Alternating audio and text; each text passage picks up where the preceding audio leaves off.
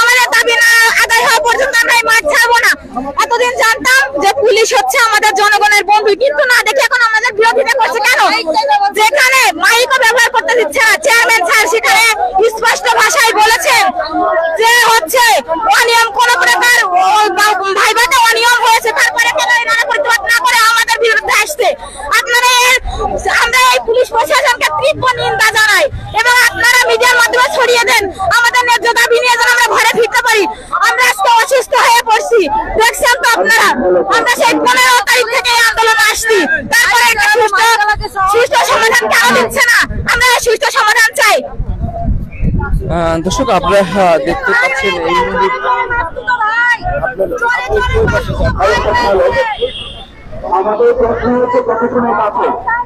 দর্শক আমরা আপনাদেরকে দেখানোর চেষ্টা করছি আজকে 18তম যে শিক্ষক নিবন্ধন পরীক্ষা লিখিত পরীক্ষা যারা হয়েছে সেই সকল প্রার্থীরা তাদের সনদের দাবিতে এনটিআরসি যে কার্যালয়ে তারা সামনে অবস্থান নিয়ে বিক্ষোভ করছে। বৈষম্যের বিরুদ্ধে বৈষম্যমুক্ত বাংলাদেশের জন্য হয়েছিল, তাহলে কেন এই বৈষম্য হবে? আপনারা এনটিআরসি চেয়ারম্যানের কাছে কেন অনিয়ম করেছে, অন্যায় করেছে, কেন অবিচার করেছে, আমাদেরকে কেন রাজপথে নামিয়েছে?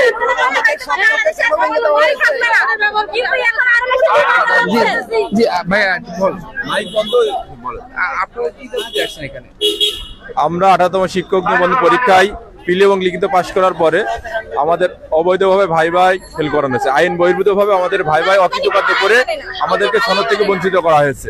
যার দাবিতে আমরা এসেছি, আমাদের দাবি অবৈধ আমাদের ভাই যে বঞ্চিত করা হয় সেই বঞ্চিত থেকে আমাদের মুক্তি দিয়ে, আমাদের উপরে জুলুম করে জুলুম থেকে আমাদের মুক্তি দিয়ে আমাদের সনদ দিক, আমরা যাতে আবেদন করতে পারি। আমাদের যে গণবিজ্ঞপ্তি দিয়ে সেই গণবিজ্ঞপ্তিতে আবেদন করতে পারি, সেই মনে আমাদেরকে সনদ দেওয়া হোক। ধন্যবাদ। দর্শক আমরা আরো যারা রয়েছে তাদের সঙ্গে কথা বলবো, জানার চেষ্টা করবো। ভাইয়া আপনারা 15 দিন ধরে এখানে অবস্থান করছেন, আপনাদের দাবিগুলো কি কি? আমাদের মূল দাবি হচ্ছে, আমাদের দাবিটা হচ্ছে এক দফা। আমাদের দাবি আমাদের সনদ দিয়ে দেও। আমাদের সনদটা যে দিচ্ছে, এখানে এই সনদটা দেওয়া হয়েছে এটা শুধু রিটেন পরীক্ষার উপর ভিত্তি করে সনদ দেওয়া হয়েছে। এখানে ভাইবার উপরে কোনো নাম্বার নাই। যদি ভাইবার উপরে নাম্বার থাকতো তাহলে না তারা একটা বৈষম্য করতো। যেহেতু রিটেন পরীক্ষার উপরে ভিত্তি করে সনদ দেওয়া হয়েছে, সুতরাং আমরাও একটা সনদ পাই। আর আমাদেরকে যাদেরকে প্রশ্ন করা হয়েছে ভাইবাতে, এখানে দেখা গেছে সার্টিফিকেটের উপরে মার্ক আছে 12। আমরা অনেকেই 12 থেকে 12 মার্ক পেয়েছি এবং এখন পোশাকাতি ড্রেসআপ এবং প্রেজেন্টেশনের উপরে এখানে আছে 4 মার্ক। এখানে 4 পেয়েছি, 12 আর 4 আমাদের 16 মার্ক হয়েছে। 16 মার্ক যদি আমাদের এখানে সার্টিফিকেট এবং উপস্থিতির উপরে হয়, তাহলে এনটিআরসি নিয়মে 40% মার্ক পাইলে পাস করা যায়। তাহলে কি আমরা 16 মার্ক পাইও 20-এর মধ্যে আমরা কি 40% মার্ক পাই নাই? এটা আমাদের আপনাদের প্রতি আমরা এটা প্রশ্ন রইল। যেহেতু আমরা 16 মার্ক এমনিতেই পেয়েছি, তাহলে আমরা ফেল করি কিসের ভিত্তিতে? তাছাড়া 12তমের আগে এখানে কোনো এনটিআরসিতে ভাইভাই ছিল না। 12তম থেকে 17তম পর্যন্ত ভাইভা হয়েছে। তখন তারা এখানে উপস্থিতির উপরে ভিত্তি করে দেখছে যে যাদের সার্টিফিকেট সনদ গুলো তো জাল ছিল, শুধু তারাই বাদ পড়ছে। তাহলে দেখা গেছে শতকরা 5 জন বা 4 জন বাদ পড়েছে। কিন্তু এখানে 18তম আইসা দেখা গেছে শতকরা তারা 30 জন বাদ দিছে। এটা কি ভেঙে নেওয়া যায়? এটা বৈষম্য নয়? অবশ্যই এটা বৈষম্য আমরা মনে করি। তাদের যদি এখানে যদি সার্ভারজনিত কোনো ত্রুটি হয়, আর তারা যদি যে কোনো ধরনের কোনো ত্রুটি হয়, তারা এটা খতিয়ে দেখুক, আমাদের সনদ আমাদেরকে দিয়ে দেব। আমাদের সনদ যদি সনদ দিলে যে চাকরি হবে তা না। যদি আমরা মেধার ভিত্তিতে চাকরি পাই, মেরিট লিস্টে যদি আমাদের আসে, তাহলে আমরা চাকরি পাবো, না হলে আমাদের কোনো এখানে আপত্তি নাই।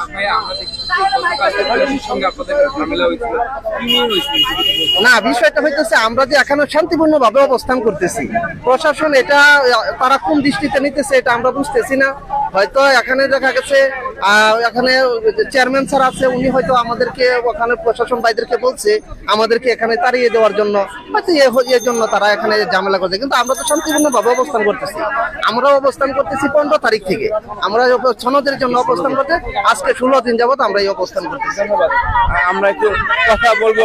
আপু, আপনার কাছ থেকে একটু শুনবো। জি, আসসালামু আলাইকুম। আমি রাবেয়া আক্তার মনি বলছিলাম। এনটিআরসি এর দ্য ডেইলি ক্যাম্পাসকে নিজে ভারপ্রাপ্ত chairman sir Nurul Alam sir ঘোষণা করেছেন যে তাদের ভাইবা বোর্ডে বৈষম্য করা হয়েছে। তিনি আমাদের যে ভাইবা বোর্ডে যে 60 জন ছিল তাদের মধ্যে 47 জনকে ফেল করানো হয়েছে। এই বোর্ডের দায়িত্বে ছিলেন কামরুল আহসান। এইটা তিনি চেয়ারম্যান স্যারকে জানিয়েছেন, ভারপ্রাপ্ত চেয়ারম্যান স্যার এটা চেয়ারম্যান স্যারকে জানিয়েছেন যে ভাইবা বোর্ডে এরকম ভাবে বৈষম্য করা হচ্ছে। তিনি তারপরেও এটাতে কোনো রায় দেননি, এটাতে তিনি চুপচাপ ছিলেন, কারণ উনি দুর্নীতি করে বসে আছেন, উনি তো টাকা খেয়ে বসে আছেন, উনি দুর্নীতি করেছেন, তাহলে উনি কিভাবে এটার বিরুদ্ধে কথা বলবেন? এটা হচ্ছে একটা কথা। এনটিআরসি এর চেয়ারম্যান গত 15 দিন যাবত ছুটিতে ছিল, গতকালকে ওনার ছুটি শেষ হয়েছে, তাহলে গতকালকে উনি অফিস করেননি, আজকেও অফিস করেননি কেন? দেশে কি আইন নেই? আমরা কি রাস্তায় দাঁড়িয়ে থাকবো? আমরা আজকে 15 তারিখ থেকে আমাদের লাগাতার আন্দোলন চলছে। আমার বাড়ি তো ময়মনসিংহে, আমি ময়মনসিংহ থেকে রেগুলার আসছি, আমাদের আন্দোলনের 64 জেলা থেকে আমরা রেগুলার আসছি। আমাদের বাড়ি তো ঢাকা না। উনি তো নিজে এসি রুমে বসে থেকে টাকার পাহাড়ে, কালো টাকার পাহাড়ে আরাম করে এসি রুমে ঘুমাচ্ছে, আমরা তো রাজপথে আছি। আমাদের এখানে আসা যাওয়া আমাদের এখন পর্যন্ত দেখা যাচ্ছে 12-15 হাজার টাকার উপরে খরচ হয়ে গিয়েছে। কোথা থেকে আসে? আমরা কি উচ্চবিত্ত কালো টাকার পাহাড় গড়ে নিয়েছি যে সে টাকা ভাঙবো আর খাবো? না, আমাদের রক্তের কামাই, আমাদের টাকাটা হালাল করে আনতে হয়। পুলিশকে কেন নির্দেশ দেওয়া হচ্ছে আমাদের মাইক বন্ধ করার জন্য? এই জন্য কি ন্যায় নীতি? ন্যায় নীতি কোথায় দেশে?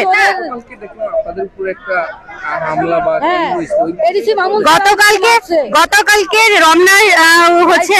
রমনার স্যার হচ্ছে মাসুদ স্যার, যেটা আমাদের উপর লাঠি চার্জ করা হয়েছে, সেটা অনেক মিডিয়া, 71 টিভি বলেন, নিউজ 24 বলেন, যেগুলো ATN news, daily star, daily campus, এগুলো নিউজে আপনারা দেখতে পারবেন। যেটা আমি বলছি না, জাতীয় যে নিউজ মিডিয়া ওগুলাতে বলা হচ্ছে যে আমাদের উপর কিভাবে লাঠি চার্জ করা হয়েছে।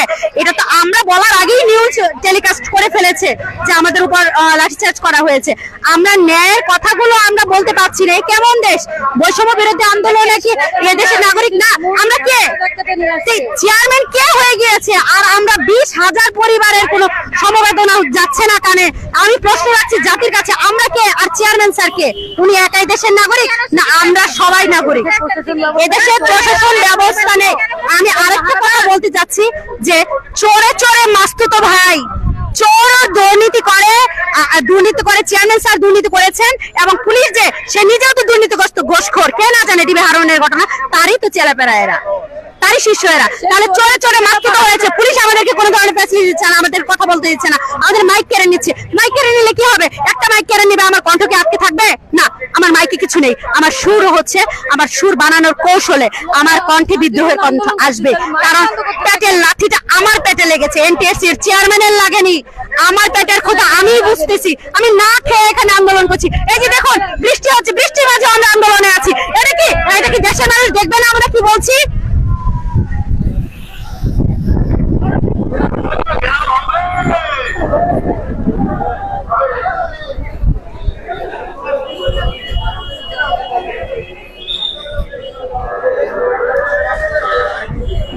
দর্শক, আমরা কথা বলবো আরো যে শিক্ষকরা রয়েছে, অর্থাৎ তারা যারা ভাইবা পরীক্ষা দিয়েছে, কিন্তু তাদের সঙ্গে কথা বলবো এবং তাদের যে দাবিগুলো রয়েছে সেই দাবিগুলো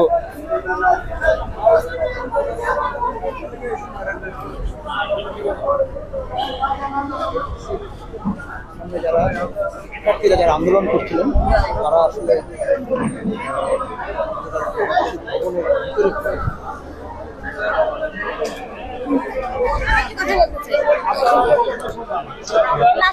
আমি কথা বলতে পারবো, আমার লাউড আছে।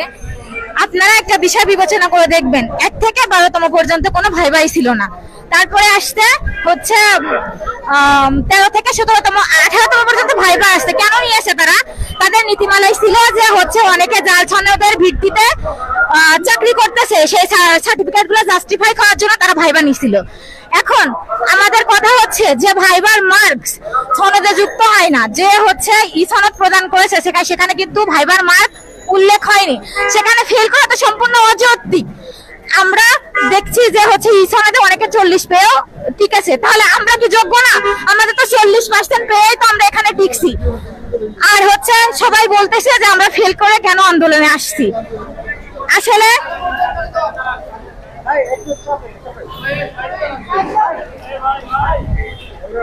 অন্যান্য চাকরির পরীক্ষা এবং এনটিআরসি চাকরি পরীক্ষা সম্পূর্ণ আলাদা। এখানে ভাইবার মার্ক যুক্ত হয় না। অন্যান্য চাকরিতে ভাইবার মার্ক যুক্ত হয়ে রিটার্ন মার্কে যুক্ত হয়ে চাকরি হয়। এখানে এরা শুধুমাত্র সনদ দেয়, তারা হচ্ছে চাকরি দেয় না। তাহলে কোন যুক্তিতে আমাদেরকে এতগুলো মানুষকে ফেল করায়? আর হচ্ছে চেয়ারম্যান স্যার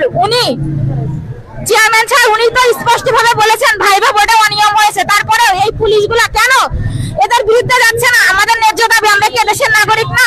আমরা এই ন্যায্য দাবি হচ্ছে আদায় করতে পারবো না? আজকে তো আমার মনে হচ্ছে যে আমি শিক্ষিত হয়ে ভুল করেছি, কারণ শিক্ষিত হয়ে আজকে আমাকে মাঠে নামতে হয়েছে। আমি যদি আজকে মূর্খ হতাম তাহলে তো এই জায়গায় আসতাম না। তাহলে এই শিক্ষিত কেন হয়েছি? এই শিক্ষিত তো কোনো দরকার নাই। আমরা মনে করবো আগামী প্রজন্মের কোনো বাচ্চা যেন শিক্ষিত না হয়। শিক্ষিত হয়ে কি লাভ? যেখানে শিক্ষকতারই মর্যাদা নাই, সেখানে আজকে আমরা রাস্তায়। কেন রাস্তায়? এর প্রতিবাদ কি কেউ করবে না? আমরা আজকে 15 তারিখ থেকে এখানে লাগাতার কর্মসূচি পালন করতেছি, তারপরে কারোর কি কোনো করতেছে না যে আমরা কেন? তাদের বিষয়টা একটু বিবেচনা করে দেখা উচিত যে তারা কি দাবিতে আসছে, এটা তো তাদের অবশ্যই একটু তদন্ত করা উচিত। তারা কেন করতেছে না? সবাইকে এদেশে কি কোনো ন্যায্য অধিকার আদায় করার কোনো নাই? এদেশে কি ন্যায্য বিচার নাই? আমরা কি দেশের নাগরিক না? কেন আমাদের এই প্রহসন করা হয়েছে? আপনারা দেখছেন এক এক বেডে এক এক রকম প্রহসন করা হয়েছে। কোন কোন বোর্ডে 30 জনের 27 জনকে ফেল করানো হয়েছে, 3 জনকে পাস। কোন কোন বোর্ডে 30 জনের 27 জন পাস, 3 জন ফেল। কেন এইভাবে কেন এই বৈষম্য করা হয়েছে? যেখানে ভাইবার মার্ক যুক্ত নাই, 20 মার্ক ভাইবাতে, সেখানে ওদের নীতিমালায় আছে যে 40% পাইলে ভাইবাতে উত্তীর্ণ হতে পারবে। সেখানে আমরা আমাদের সনদে পেয়ে থাকি 12 মার্কস। তাহলে এখানে 60 মার্কস আমরা পেয়ে যাচ্ছি। তাহলে কেন আমাদেরকে এই বৈষম্য করা হয়েছে? আমাদেরকে কেন বঞ্চিত করলো? আমরা তো সনদের দাবিতেই আসছি। আমরা মাননীয় প্রধান উপদেষ্টাকে জানাতে চাই এবং শিক্ষা উপদেষ্টাকে জানাতে চাই, তারা যেন আমাদেরকে আমাদের এই ন্যায্য দাবি পিছনে তারা যেন এই ন্যায্য দাবিটা মেনে নেয় এবং এমআই করেন। আপনারা এটা একটু মিডিয়ার মাধ্যমে ছড়াই দেন। আমাদের সাথে বৈষম্য করা হয়েছে, আমরা আর পারতেছি না।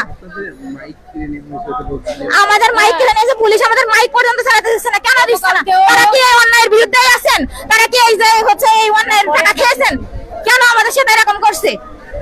গতকালকেও এডিসি মামুন স্যার, তারপরে আরেকজন আছে, ওনার নামটা খেয়াল নাই, ওনারা কিন্তু মাইক বন্ধ করে দিয়েছে। আর এডিসি মামুন স্যার 22 তারিখেও আমাদের লাঠি দিয়ে পিটাইছে এবং গ্রেনেডটা উনিই মারছে এবং 23 তারিখে যমুনাতে উনি কিন্তু পিটাইছে। একমাত্র ওনাকে দেখা হয়েছে আমাদের প্রতি হিংসাত্মক। একটা বাঘ যেমন একটা জিনিসকে যেমন মানে হিংসার বসে এরকম গিলে খেতে চায়, এডিসি মামুন স্যার কিন্তু সেটাই করছে। আপনারা প্রতিটা চ্যানেলে কিন্তু এটাই দেখেছেন। গতকালকেও আমরা উপরে উঠছি, যেহেতু চেয়ারম্যান স্যার আমাদের সাথে দেখা করতেছে না, কেন দেখা করতেছে না সেটা আমরা জানার জন্য উঠছিলাম। ওনারা যে কিন্তু মামুন স্যারকে সরাসরি দেখবেন, ভিডিও ফুটেজ আছে, উনি ধাক্কাতে আমাদেরকে নিয়ে আসছে। এই অধিকার ওনাকে কে দিয়েছে? আমাদের কেন? আমরা কি দেশের নাগরিক না? উনি কি চোরকে পাহারা দিচ্ছে? উনি চোরের পাহারাদার? এই পুলিশ প্রশাসন কি চোরের পাহারাদার? আর আমরা কি দেশের নাগরিক না? আমরা কি রোহিঙ্গা? আমাদের কোনো অধিকার নাই? উনারা যারা দুর্নীতি করতেছে তাদের কিছু বলতেছে না, তাদের একদম প্রোটেক্ট দিয়ে রাখছে। আর আমাদেরকে মানে এখানে আমরা আসতেও পারবো না, বসতেও পারবো না। সামান্য শান্তিপূর্ণ কর্মসূচি পালন করতেছি, সেখানে মাইক বন্ধ করে দিচ্ছে এবং যে হুমকি দিচ্ছে মাইক আলাদের মাইক সহ অ্যারেস্ট করে নিয়ে যাবে। এটা কোন আইন? হ্যাঁ, কোন আইন এটা? আমরা পারিবারিকভাবে, আমি ব্যক্তিগত কথা বলি, আমি গত 15 তারিখ থেকে এখানে অবস্থান করতেছি। আমার ছোট্ট একটা বাচ্চা আছে, 3 বছর বয়স। আমি ওকে রেখে আমি ঢাকাতে আছি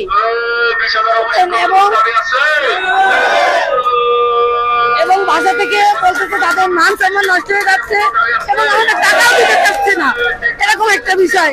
আমরা খুব কষ্ট করে আমরা সকাল 8টা থেকে রাত 9টা, 10টা, 11টা পর্যন্ত না খেয়ে কিন্তু এখানে থাকি। তারপরে পুলিশ প্রশাসন আমাদের সাথে যথেষ্ট অন্যায় শুরু করে।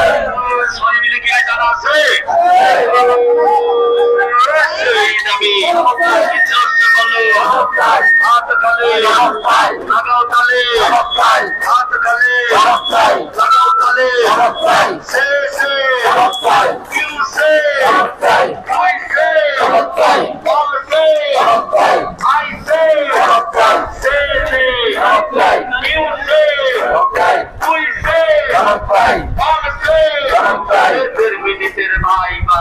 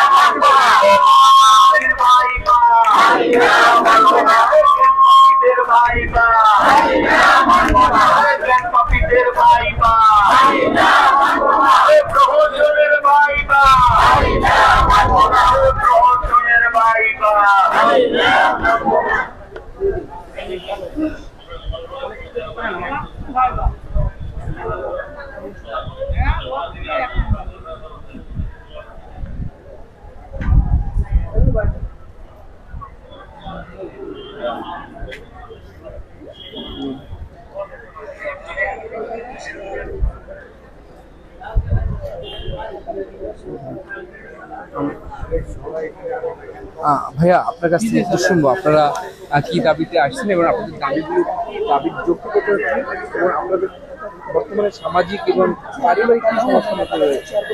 আচ্ছা, আমি প্রথমে একটা জিনিস আপনাকে জানাইতে চাই, সেটা হলো আমরা এনটিআরসির ভাইবা বৈষম্যের শিকার।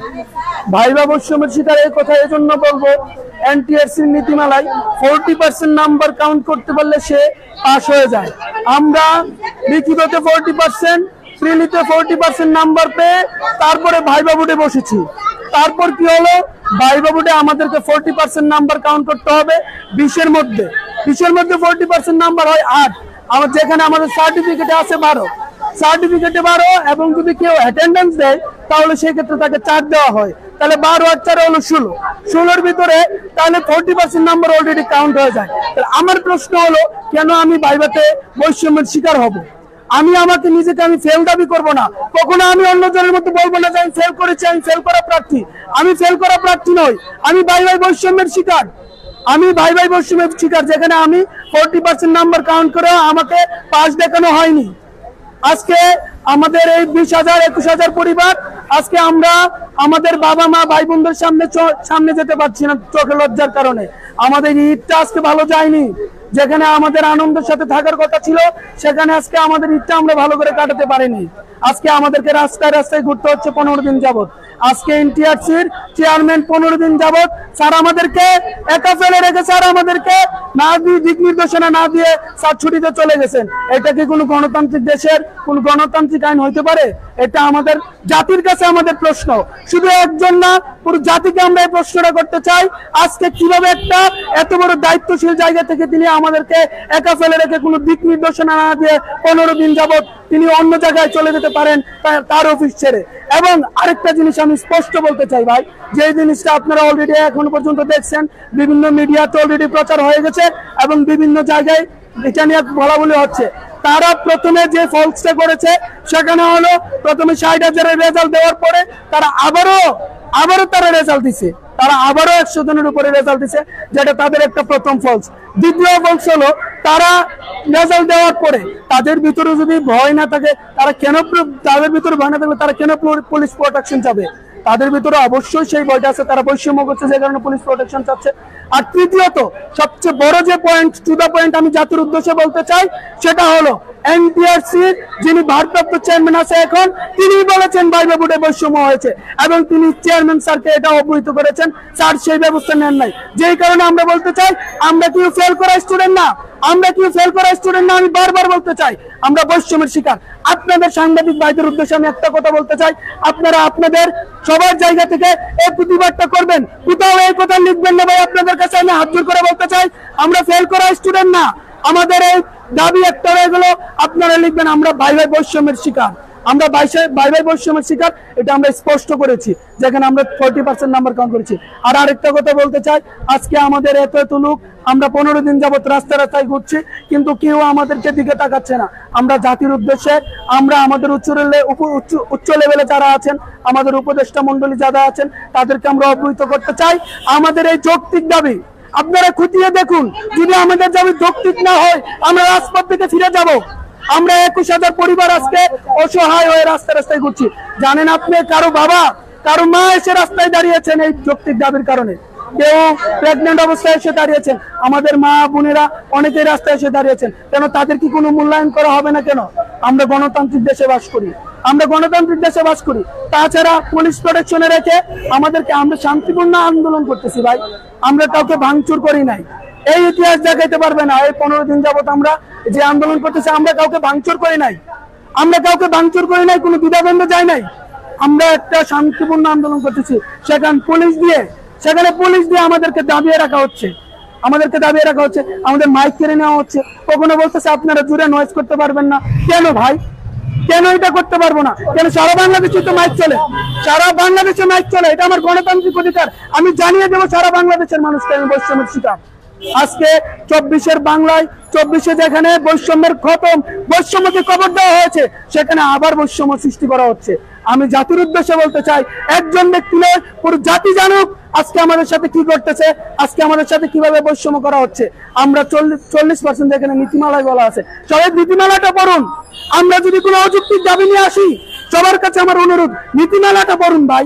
নীতিমালায় লেখা আছে 40% নাম্বার। তারা তো চাকরি দেয় না, তারা শুধু পাস এবং ফেল। তারা শুধু দিলে পাস, 40% নাম্বার কাউন্ট করতে পারলে সে পাস। আমি তো 40% নাম্বার, যেখানে প্রিলিতে নেগেটিভ মার্ক ছিল, সেখানে আমি নেগেটিভ মার্ক উতরিয়ে তারপরে ভাইভাতে আমি প্রিলি পাস করে রিটেন দিয়েছি। রিটেনে আমি তো 40% নাম্বার পেয়েছি।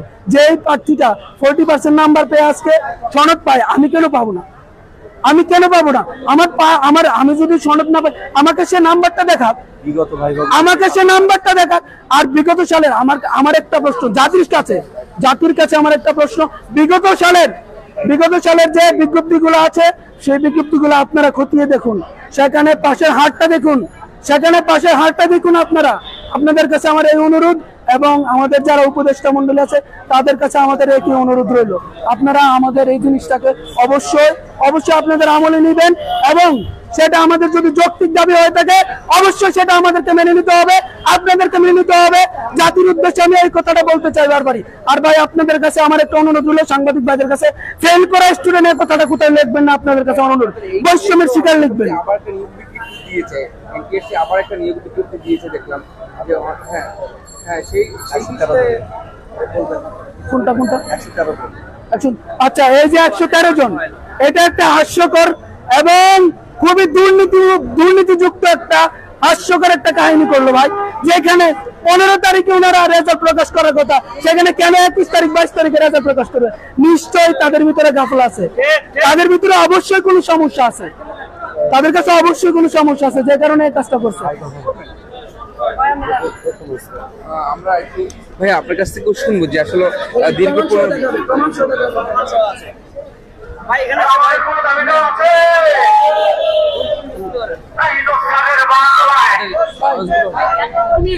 অনেক মানুষ দেখতেছে। সম্মানিত দেশবাসী, আমরা এনটিআরসি কর্তৃক 18তম ভাইভা বৈষম্যের শিকার 20,000 পরিবার আমরা রাস্তায় আছি। আপনারা অনেক মন মানসিকতা পোষণ করেন যে এরা রাস্তায় কেন। দেখেন আমরা রাস্তায় কেন, কিসের দাবিতে আমরা রাস্তায়। আমরা যখন 2023 সালে এনটিআরসির অষ্টাদশ শিক্ষক নিবন্ধন পরীক্ষার সার্কুলার দেয়, তখন প্রায় 19 লাখ স্টুডেন্ট সেটাই অ্যাপ্লাই করে, 13.5 লক্ষ স্টুডেন্ট রিটেন প্রিলি পরীক্ষায় অংশগ্রহণ করে, সেখান থেকে 4.5 লক্ষ স্টুডেন্ট রিটেন পর্যন্ত আসে। রিটেন পর্যন্ত এসে 83,000 স্টুডেন্ট ভাইভা পর্যন্ত আসে। এই যে এটা একটা গ্যাজেট, এই গ্যাজেটে এই যে দেখেন ধারায় লেখা আছে 40% মার্কের ভিত্তিতে। এনটিআরসির নিজস্ব গ্যাজেটের নীতিমালা হলো 40% মার্কের ভিত্তিতে একটি স্টুডেন্ট উত্তীর্ণ হয়। সেখানে আমি পিলিতে 40 পেয়েছি বিদায় আমি ভাইভাতে এসেছি, ভাইভাতে আমি রিটেন এসেছি, রিটেন থেকে ভাইভা এসেছি। এরপরে নিয়োগ প্রক্রিয়া, এই যে আপনারা দেখেন এটা হলো সার্কুলার, নিয়োগ সার্কুলার। এই নিয়োগ সার্কুলারের মধ্যে এনটিআরসির নীতিমালা হলো যে ভাইভা নম্বর 20, এই যে দেখেন ভাইভা নম্বর 20, এই ভাইভা নম্বর 20-এর মধ্যে এখানে তাদের সার্কুলারে উল্লেখ আছে যে সনদের যাচাই বাছাই 12 নাম্বার, অর্থাৎ একটা স্টুডেন্টের যদি ফার্স্ট ক্লাস ফার্স্ট রেজাল্ট থাকে তাহলে সে সনদ থেকে 12 পায়। তাহলে এখন আপনাদের কাছে প্রশ্ন যে 20 নাম্বারের 40% কত? 8। যেখানে 20 নম্বরে 40% 8 হয়, সেখানে আমি আমার সনদ দিয়ে 12 পেয়ে থাকি। এরপরে অ্যাটেন্ডেন্স আর 8 নাম্বার হলো প্রশ্ন। এই যে দেখেন 8 নম্বর প্রশ্ন, 8 নম্বর প্রশ্নের মধ্যে উপস্থিতি আছে, অ্যাটেন্ডেন্স আছে, কোয়েশ্চেন আছে। সেখানে একটা স্টুডেন্ট 8 এর মধ্যে যদি 3 পায় তাহলে সে পাস। এখন আপনারা আপনাদের যুক্তি দিয়ে বুঝেন। 8 নম্বরের মধ্যে অ্যাটেন্ডেন্স 2, এরপরে অ্যাটেন্ডেন্স 2, এরপরে ড্রেস কোড 2, 4 আর এক্সপার্টের নাম্বার 4। 4 নাম্বারের মধ্যে সালাম দেওয়া, ভদ্রভাবে ভিতরে ঢোকা, 1-2টা কোয়েশ্চেনের আনসার করা, এগুলা হয়ে থাকে। আপনারা শুনে আশ্চর্য হবেন যে এনটিআরসির ভাইভা অন্যান্য চাকরির ভাইবার মতো নয়। এনটিআরসির ভাইভা মূলত কাগজপত্র যাচাই বাছাই করার জন্য ভাইভা। এটা একটা জাস্ট ফর্মালিটি যে কাগজপত্র ঠিক আছে কিনা। আমরা শুধু শুধু রাস্তায় আসি নাই। বিগত 1 থেকে 17টা সার্কুলার নিবন্ধন নিয়োগ হয়েছে, যারা রিটার্ন ভাইভা পর্যন্ত এসেছে এবং যাদের সনদপত্র ঠিক আছে তাদের সবাইকে সনদ দেওয়া হয়েছে এবং মেরিট লিস্টের ভিত্তিতে চাকরি হয়েছে। আরেকটা জিনিস আপনারা আশ্চর্য হবেন যে এই এনটিআরসি সনদ দেয়, সে কিন্তু চাকরি দেয় না। আর যে সে সনদটা দিয়েছে সেই সনদটা আপনার রিটার্ন মার্কের ভিত্তিতে দিয়েছে। আপনাদেরকে আমি একটু সনদটা দেখাইলে বুঝতে পারবেন। এই যে এটা একটা এই এনটিআরসি আমাদের 18তম যে সনদটা দিয়েছে, দেখেন যারা 40 মার্ক পেয়েছে তাদেরকেও এনটিআরসি সনদ দিয়েছে। আমরাও 40-এর উপরে এবং অনেক বেশি প্রত্যাশী, এই জন্যই তো আমরা কনফিডেন্সের সাথে আসছি যে যারা 40 পেয়ে রিটার্ন পাস করছে তাদেরকে যদি এনটিআরসি সনদ দেয়, ভাইবা নাম্বার কাউন্ট না করে, যে সনদে ভাইবা নাম্বার উল্লেখ নেই, ভাইবা নাম্বার কোনো প্রভাব ফেলে না, তাহলে সেই ভাইবার এই 3 নাম্বারের অজুহাত দেখে একটা স্টুডেন্টকে কিভাবে তারা বাদ দেয়। আর একটা জিনিস শুনেন, আমরা এসএসসি পাস করেছি, সব সাবজেক্টে অনার্স মাস্টার্স করেছি, বিভিন্ন চাকরি পরীক্ষায় ভাইভা ফেস করেছি, কোনো দলকে আমরা আন্দোলন করি নাই। তাহলে এখানে কেন আন্দোলন করে? আপনাদের কি প্রশ্ন জাগে না? এখানে আন্দোলনের বিষয় হলো যে এই ভাইভাটা জাস্ট ফর্মালিটিস, জাস্ট সার্টিফিকেট যাচাই বাছাইয়ের ভাইভা। এখানে আমার সার্টিফিকেটে আমি 8-এর মধ্যে 12 পাই। আর যদি আলাদাভাবে বন্টন করা হয় এনটিআরসি নীতিমালা অনুযায়ী, সেখানে 8-এর মধ্যে আমি অবভিয়াসলি 4-5 পাই, যেখানে 3 পেলেই পাস। তাহলে আমাকে কেন বাদ দেওয়া হলো? এই 20,000 পরিবারকে কেন বাদ দেওয়া হলো? আমরা যেটা জানতে পেরেছি, এখানে ডক্টর দীপুমণি যখন শিক্ষামন্ত্রী ছিল, তার একটা সিন্ডিকেট এখানে কাজ করে। সেই সিন্ডিকেট চাচ্ছে 20,000 স্টুডেন্ট, 20,000 গ্রাজুয়েট এবং 20,000 পরিবারকে একটা সরকারের বিপরীত পাশে এসে দাঁড় করাইতে। এবং নৌমূর্তি ডক্টর শাহজাহান খানের আপন ভাগ্নি দিনা পারভিন তার বোর্ডে গণহারে ফেল করেছে। এটা কেমন ভাইবা বোর্ড যে ভাইবা বোর্ডে 30 জনের মধ্যে 29 জন ফেল করে, আবার কিছু কিছু ভাইবা বোর্ডে 30 জনের মধ্যে 28 জন 27 জন ফেল করে। এই ছেলেরা এই 4 নাম্বার 3 নাম্বারের জন্য 8 নাম্বারের ভাইবা বোর্ডে এসে তাদের সারা জীবনের অর্জন একটা ধুলিস্যাৎ করে দিয়ে স্বপ্ন ভঙ্গ করে এই এনটিআরসি কি জানাতে চায়? এই এনটিআরসি জাল সনদ। এই যে দেখেন আমার কাছে ডকুমেন্ট, 60,000 জাল সনদে শিক্ষকরা চাকরি করতেছে। এই যে দেখেন তালিকা, সব জাল সনদ। ওরা জাল সনদ বিক্রি করে, অথচ আমাদের ন্যায্য দাবি আদায় করে না। আমরা মিডিয়ার মাধ্যমে জানাতে চাই, আপনারা আমাদের ন্যায্য অধিকার ফিরিয়ে দিন, আমাদের সনদ দিন, আমরা মেরিট লিস্টের ভিত্তিতে আমরা চাকরি নিশ্চিত করব। আপনারা আমাদের সহযোগিতা করবেন এবং শিক্ষা উপদেষ্টা এবং প্রধান উপদেষ্টা পর্যন্ত আমাদের দাবিগুলো পৌঁছে দিবেন।